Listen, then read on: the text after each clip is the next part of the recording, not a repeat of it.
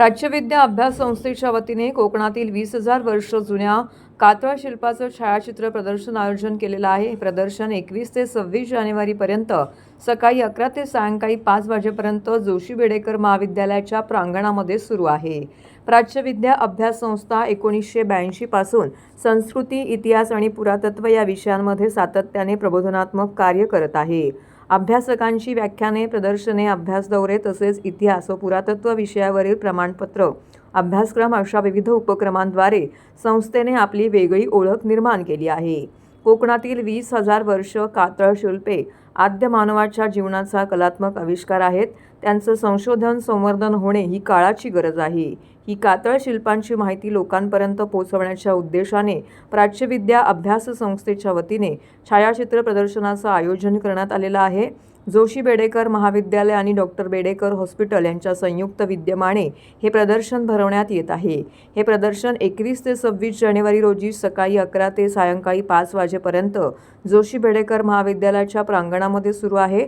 यामध्ये ठाण्यातील ज्येष्ठ कलाकार सदाशिव कुलकर्णी यांच्या मार्गदर्शनाखाली महाविद्यालयाच्या विद्यार्थ्यांनी तयार केलेल्या कातळ शिल्पांच्या प्रतिकृती यासोबतच निसर्गयात्री संस्था रत्नागिरी यांच्या वतीने कातळ शिल्पांवरील दुर्मिळ छायाचित्रांचे प्रदर्शनही पाहायला मिळणार आहे। या प्रदर्शनाला भेट देऊन कातळ शिल्पांच्या कलेचा आनंद लुटावा असं आवाहन संस्थेचे अध्यक्ष डॉक्टर विजय बेडेकर, डॉक्टर महेश बेडेकर यांनी प्रसारमाध्यमांशी बोलताना केलं आहे।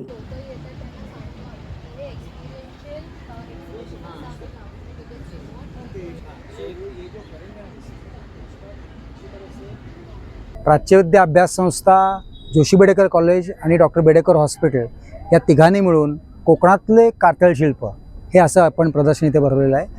आणखीन हेतू असा होता की कातळ शिल्प म्हणजे कोकणामधले कातळावर असलेली जी शिल्प आहेत, म्हणून आर्टवर्क आणखीन त्यावेळेला म्हणजे 30,000 40,000 वर्षापूर्वी मानवाने निर्माण केलेली एक कला आहे। ते कला लहान कॉलेजच्या मुलांपर्यंत पोचावी, त्यांच्या बाबतीत उत्सुकता निर्माण होईल, हा त्याच्या मागचा हेतू होता। म्हणून सदाशिव कुलकर्णी नावाचे जे सिनियर आर्टिस्ट आहेत, आम्ही त्यांची मदत घेतली। अंकुर काणे, आणखीन शाहीश्रुती भट आणि आमच्या कॉलेजची सगळी मुलं, 100% क्रेडिट त्यांचं आहे। कारण सदाशिव कुलकर्णींनी आयडिया दिली ही सगळी कातळ निर्माण करण्याचं। बघितलं तर हा कातळ नाही आहे, इथे माती आहे, पण हा कातळ निर्माण केला गेला आहे आणि त्याच्यावर जी काही शिल्प निर्माण केलेली आहेत ती म्हणजे तंतोतंत म्हणता येणार नाहीत, पण एक रेप्लिका आहे। ती शिल्प आमच्या सगळ्या मुलांनी त्याचा अभ्यास केला, कुठली शिल्प सिलेक्ट केली आणि कुलकर्ण्यांनी आम्हाला आयडिया दिली कसं हे करायचं। आणि ही सगळी शिल्प जी आहेत ही या मुलांनी कोरलेली आहेत।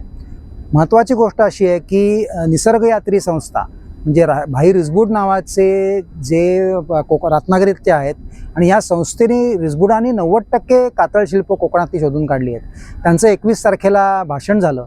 हे भाषण झालंच आणि 21 तारखेपासून ते 26 जानेवारीपर्यंत सकाळी 11 ते 5 हे ठाणा कॉलेजच्या प्रांगणामध्ये हे उद्घाटन, हे एक्झिबिशन इकडे असणार आहे, इंटरॅक्टिव्ह असणार आहे।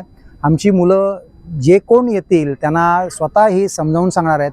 त्यांनी याचा अभ्यास केलेला आहे। इथे छोटंसं पुस्तक प्रदर्शनसुद्धा आहे।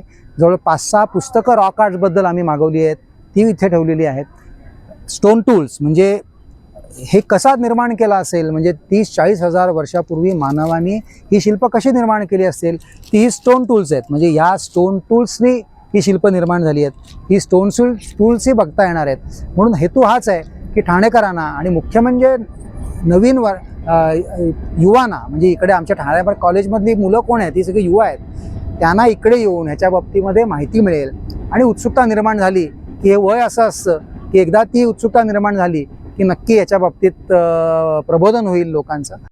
ये पेट्रोग्लिफ्स ऑफ कोकण के ऊपर एग्जीबिशन ऑर्गेनाइज किया है इंस्टीट्यूट फॉर ओरिएंटल स्टडी थाने ने। आइडिया मेनली ये है कि रत्नागिरी सिंधुदुर्ग में जब हम जाते हैं तब पेट्रोग्लिफ्स जो हमको एक्सपीरियंस करने मिलते हैं ज़मीन पर, वैसा हम लोगों को स्टूडेंट्स के लिए और विजिटर्स के लिए ऑर्गेनाइज करना था। बिकॉज मेनली एग्जीबिशंस में एक्सपीरियंस वाला पोर्शन थोड़ा कम रहता है। ये हम लोगों को एक न्यू पैटर्न ट्राई करना था। ये एग्जीबिशन है अभी 21 जनवरी को इनॉग्रेशन हुआ है, 26 जनवरी तक है। स्कूल के स्टूडेंट्स हैं या दूसरे विजिटर्स हैं, सबको इनविटेशन है, वो प्लीज़ आइए।